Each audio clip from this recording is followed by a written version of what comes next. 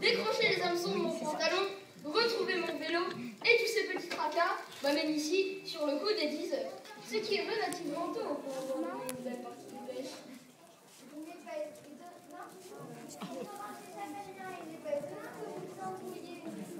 C'est vrai, regardez votre bureau. Quelle pagaille!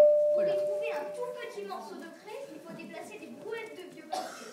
Silence! Ce ne sont pas des vieux papiers, ce sont vos copies et mes notes de cours. Vous savez très bien que si l'on range quelque chose, on ne le retrouve plus. À ce propos, mesdames et messieurs les range-tout, sortez-moi donc vos cahiers de correspondance. Je compte jusqu'à 0. 0! Vous avez perdu!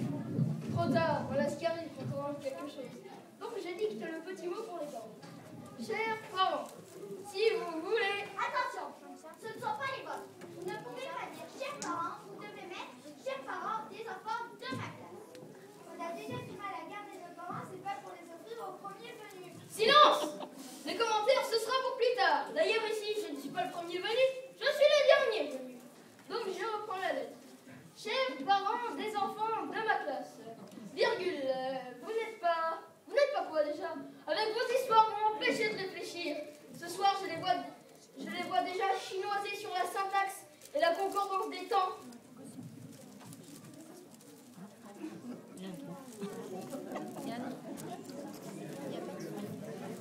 Il y a le souffleur derrière. Vous allez encore vous ennuyer comme toujours. Vous vous souvenez, vous avez mélangé l'histoire du cheval de Troie avec celle du cheval d'Henri IV. Silence! D'abord, vous ne connaissez rien à rien. En histoire, on peut vous raconter n'importe quoi, c'est du passé. Personne ne peut le vérifier. D'ailleurs, on peut même réécrire l'histoire à sa façon. L'essentiel, c'est de vous raconter n'importe quoi pour que vous nous fichiez la paix. Que le soir, vous ne posiez pas des questions idiotes à vos parents qui regardent sagement la télé. C'est compris?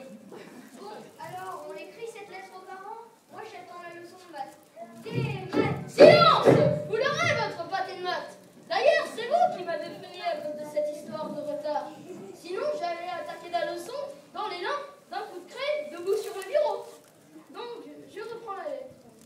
Chers parents, si vous voulez du poisson frais, faites passer le matin même un petit sac plastique à notre cher enfant. Quant à la formule de politesse, vous leur passerez le bonjour de ma part. Bien, prenez vos cahiers et jetez-les derrière vous. En voilà, silence. Je suis sûre qu'on a guerre.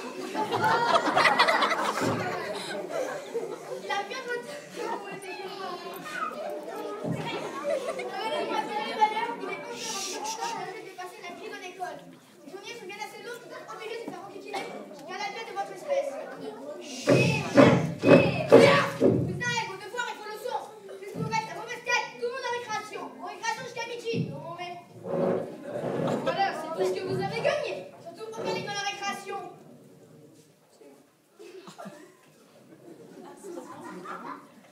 Monsieur, nous venons au sujet de notre fils Jean-Hugues. Il est très intelligent, certes, mais nous ne comprenons pas, mon épouse et moi-même, pourquoi il est régulièrement toujours le dernier de la classe. C'est de pauvre. Vous ne pouvez pas vous imaginer à quelle chance ce sont les ce pauvre chéri, il a toutes les histoires de cheval. Il entend tous les... Permettez, madame, des histoires de chevaux. Cheval, c'est moi. D'ailleurs, je vous présente Monsieur Cheval, instituteur de votre fils. Et le mathématique, qui n'aime tant, il n'y trouve plus son compte. Aujourd'hui, il paraît qu'on supprime toutes les études. Il ne peut même plus jouer avec les pièces. Le plus d'argent ici, semble-t-il, pour réduire.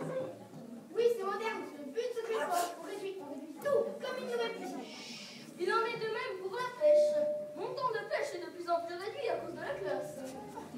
Allô, madame et monsieur le papier. Ici, votre projet des histoires de pêche. Allez plutôt surveiller les enfants de la cour. Doucement.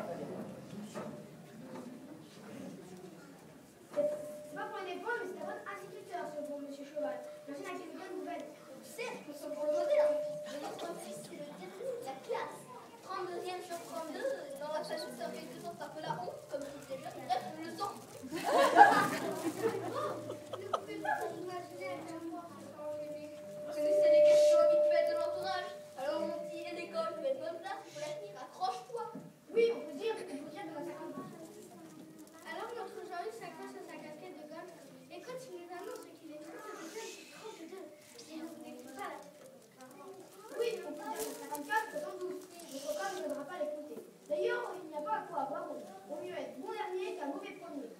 C'est vrai, premier et 32, ça fait un peu désordre, non, vous ne trouvez pas?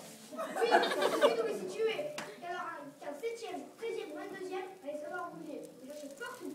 Oui, vous avez raison, c'est à la portée de tout le monde. Nous sommes d'accord, je pense que les gens nous méritent qu'il y a au 32e, et les autres ne voudront jamais l'admettre.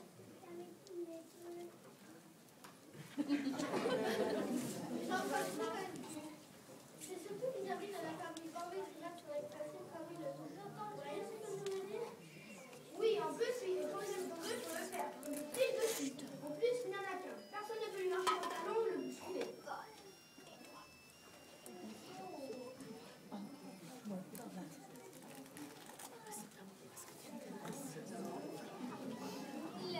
C'est bien ce que je pensais. Charlie qui est trop intelligent. Oui.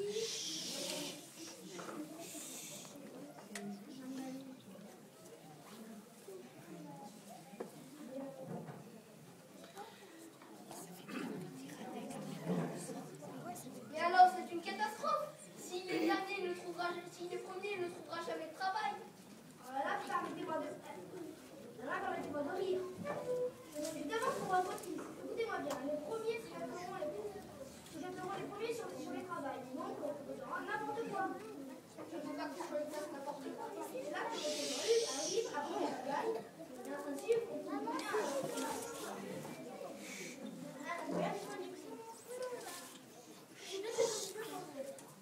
Charlie est trop intelligent pour se retrouver le dernier. Il va donner à votre genre.